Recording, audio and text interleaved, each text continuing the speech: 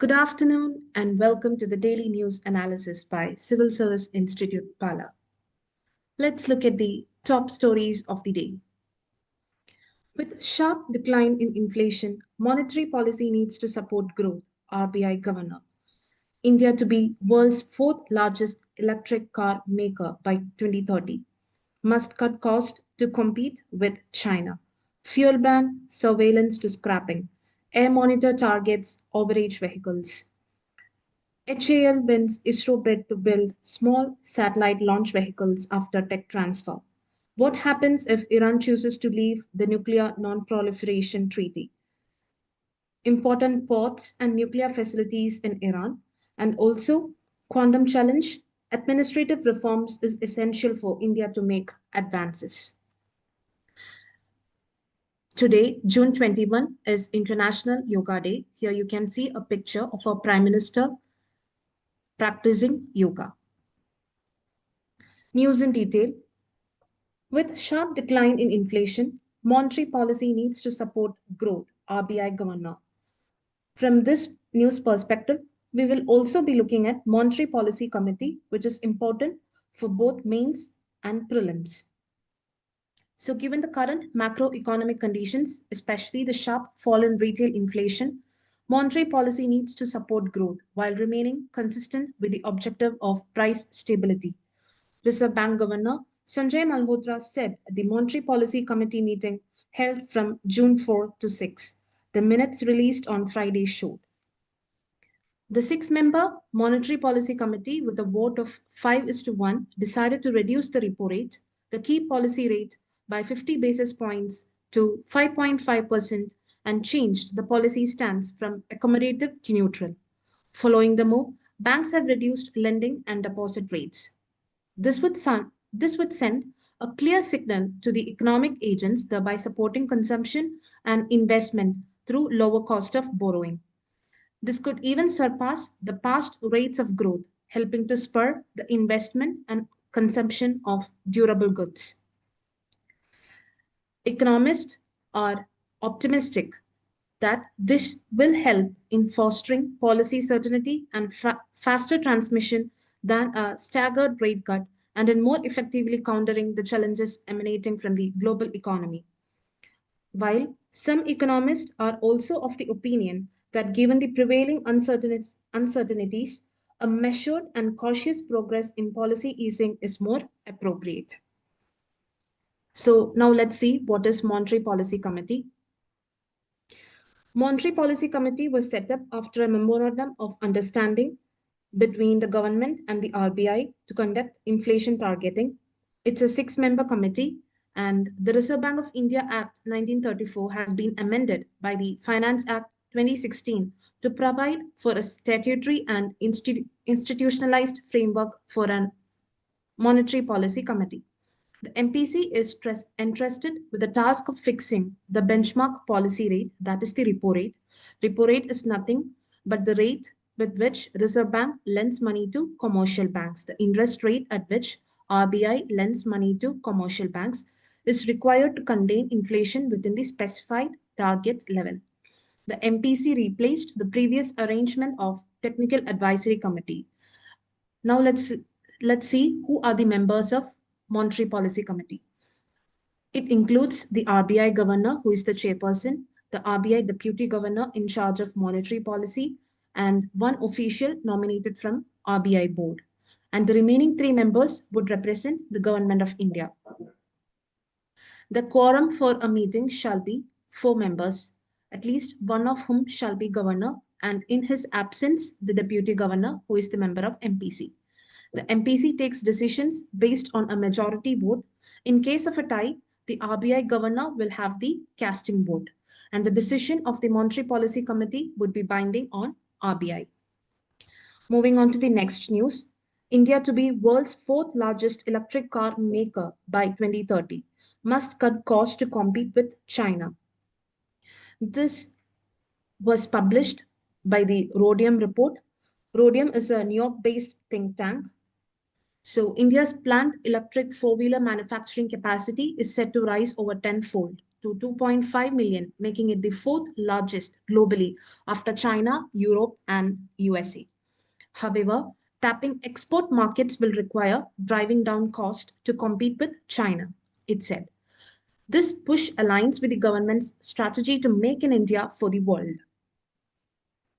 India's anticipated production capacity of 2.5 million will be far behind China's 29 million, European Union's 9 million, and 6 million in the USA. India emerges as the leading player outside of China, Europe, and the US, edging out Korea and Japan in anticipated capacity, the report said. In 2024-2025, Indian EV makers, that is Tata Motors, MG Motor, and Mahindra, dominated the domestic market with a combined share of nearly 90%, according to the data on Vahan dashboard. So now let's see how India is creating its own distinctive path in developing its EV industry. Combining industrial policy with market incentives, a protectionist trade policy, consumer subsidies for local requirements, incentives for manufacturers of advanced batteries and electric vehicle components, and expanding charging infrastructure, and finally, import tariffs of up to 70 to 100% on fully built EVs. Import tariffs especially, this protective stance has helped domestic production grow, but also limits consumer choices and raise cost. EV penetration in India reached just 2% in 2024, while in Vietnam, one of the countries in South Asia, it jumped from 3% in 2022 to 17% in 2024. On the battery front, India has rapidly become a standout player, delivering meaningful activities in both cells and modules. Moving on to the next news.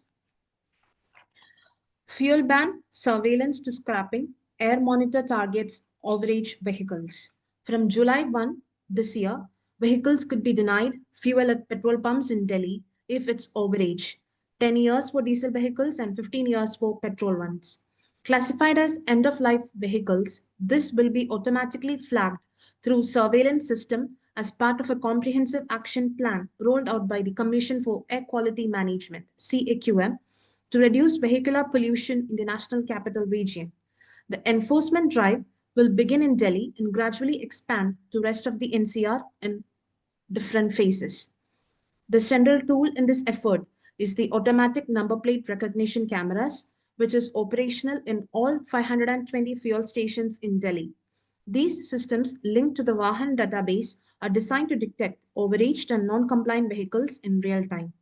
Let's wait and watch how this method will help in reducing the air pollution in National Capital Region compared to odd-even policy by the former government. Moving on to the next news. Hindustan Aeronautical Limited wins ISRO bid to build small satellite launch vehicles after tech transfer. In a big boost to open up the rapidly growing space sector in our country to private players, fighter jet maker Hindustan Aeronautics Limited has won a bid to commercialize the small satellite launch vehicle, the smallest rocket developed by ISRO, with the technology transfer set to take place over the next 2 years. So now let's see what SSLV is. Small satellite launch vehicle. This is the cost-effective vehicle capable of carrying up to 500 kilogram payload to low Earth orbit and can be assembled quickly for commercially launching small and nano satellites, most of which were being sent outside the country for launch by foreign companies so far. By August 2027, HAL, the company, can start manufacturing and offering commercial launches on its own. It will also be able to make changes to the design of the launch vehicle, as well as it can also change the suppliers of its sources from which the components will be sourced.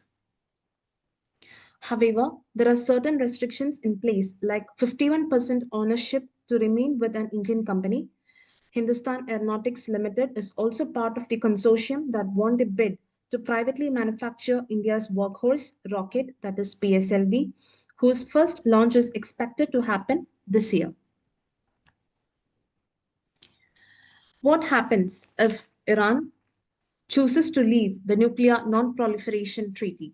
Iranian parliament was preparing a bill to potentially leave the treaty on the non-proliferation of nuclear weapons, that is NPT. So what is this Nuclear Non-Proliferation Treaty? Signed in 1968 and entered into force in 1970, the international treaty is aimed at preventing the spread of nuclear weapons, technology, and promoting cooperation in the peaceful uses of nuclear energy and disarmament. Soon after World War II, which ended with America bombing Japan, world powers raced to develop their own nuclear weapons. Simultaneously, efforts were also made to restrict the proliferation of nuclear technology.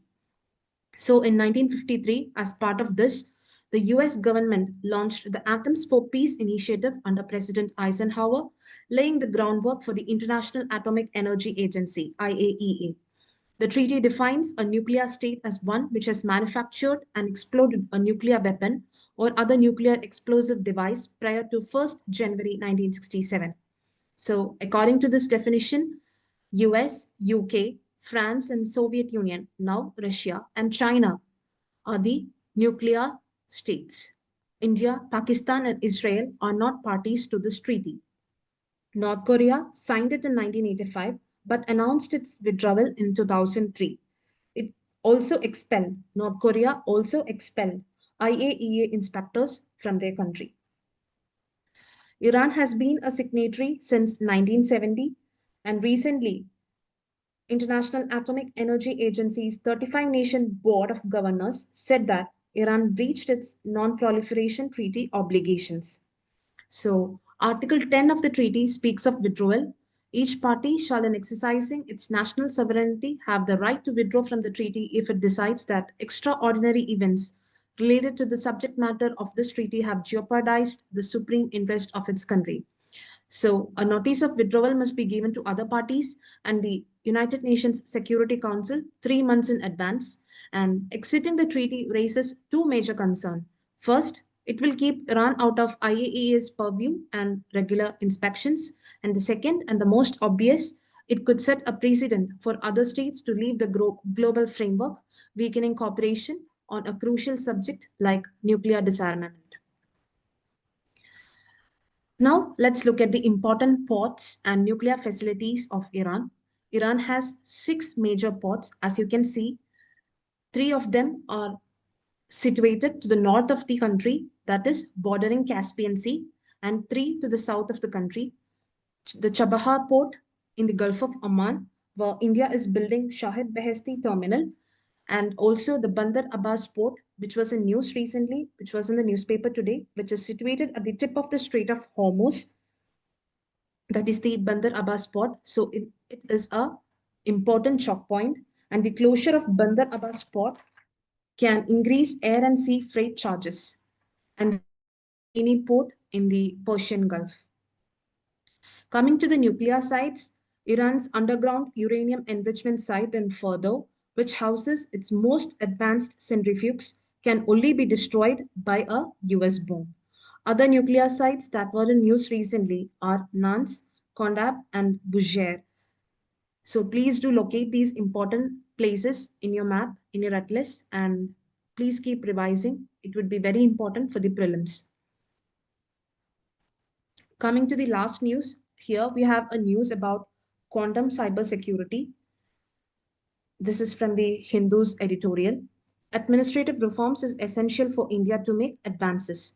In the news, it said that scientists from IIT Delhi and the DRDO recently demonstrated a key advance in quantum cybersecurity that stands out to revolutionize how the world will communicate in the future.